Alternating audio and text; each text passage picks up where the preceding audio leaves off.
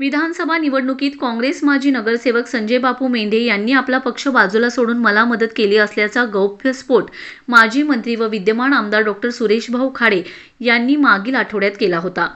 याबाबत सी न्यूजवर बातमी प्रसारित झाल्यानंतर महाविकास आघाडीत एकच खळबळ उडाली होती. तसेच काँग्रेस पक्षातून सुद्धा माजी नगरसेवक संजय बापू मेंढे यांच्यावर टीका झाली होती. याबाबत रविवारी संजय बापू मेंढे यांनी पत्रकार परिषद घेत विधानसभा निवडणुकीत मी महाविकास आघाडीचेच काम केलंय, आमदार सुरेशभाऊ खाडे यांनी केलेले वक्तव्य गमतीत केलेले वक्तव्य असल्याचा खुलासा केलाय. तसेच मी काँग्रेसमध्येच आहे, भाजपामध्ये जाणार असल्याच्या फक्त चर्चाच सुरू आहेत. मी भाजपामध्ये जाणार नसल्याचंही त्यांनी यावेळी सांगितलंय. विधानसभा निवडणुकीत माझ्या प्रभागातून महाविकास आघाडीच्या उमेदवाराला लीड दिलं असल्याचं त्यांनी सांगितलंय. तसेच आमदार सुरेशभाऊ खाडे यांनी मी काँग्रेस पक्षाचा असताना देखील माझ्या प्रभागात मोठ्या प्रमाणावर विकास निधी दिलाय, त्यामुळे त्यांच्या हस्ते विकास कामांचे उद्घाटन करण्यात आले. मिरजेत प्रभाग 5 मधील बोलवाड रस्त्यावरील मिरज ओढ्यावरील संरक्षण भिंतीच्या भूमिपूजन कामाच्या उद्घाटन समारंभात बोलताना डॉ. सुरेशभाऊ खाडे यांनी हा गौप्यस्फोट केला होता. त्यामुळे संजय मेंढे यांच्याबाबत महाविकास आघाडीत नाराजी निर्माण झाली होती. यावर त्यांनी रविवारी खुलासा करत सारवासारव केले.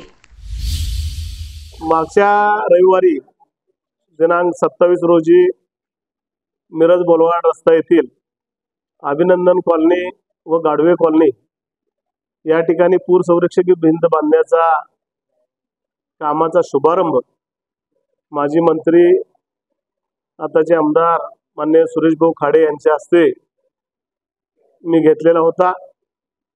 त्यावेळेला सर्व बोलवाड रस्त्याचे सर्व नागरिक, त्या भागातले कॉलनीतले नागरिक त्या ठिकाणी उपस्थित होते. शुभारंभ झाल्यानंतर मी प्रास्ताविकमध्ये सांगितलेलं होतं की या कामाचा पाठपुरावा मी केलेला आहे आणि पक्षाच्या बाहेर जाऊन त्यावेळचे पालकमंत्री होते सुरेशभाऊ खाडे यांनी या कामासाठी 2 कोटीचा निधी दिलेला आहे.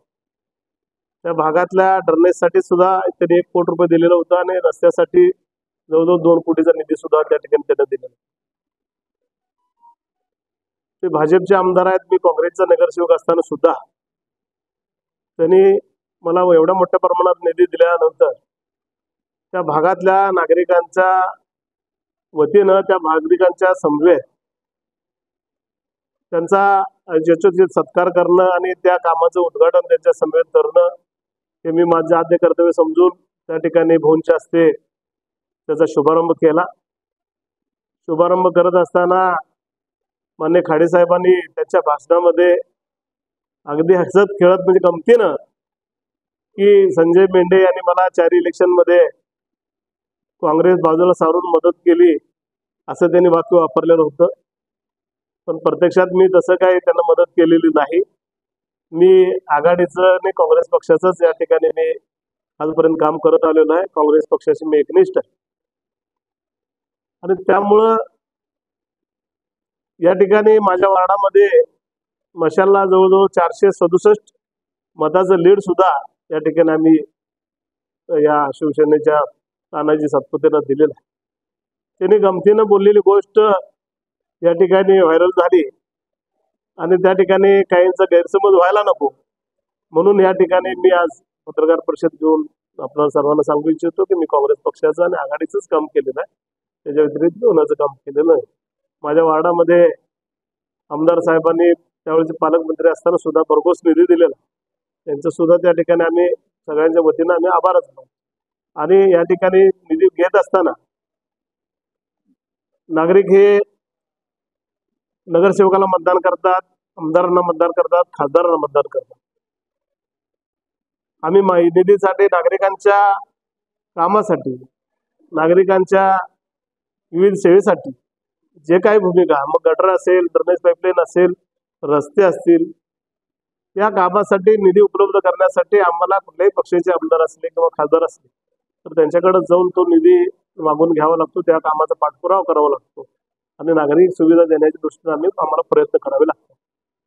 मी आमदार साहेबांच्या, खाडे साहेबांच्याकडनं तर निधी आणलाच.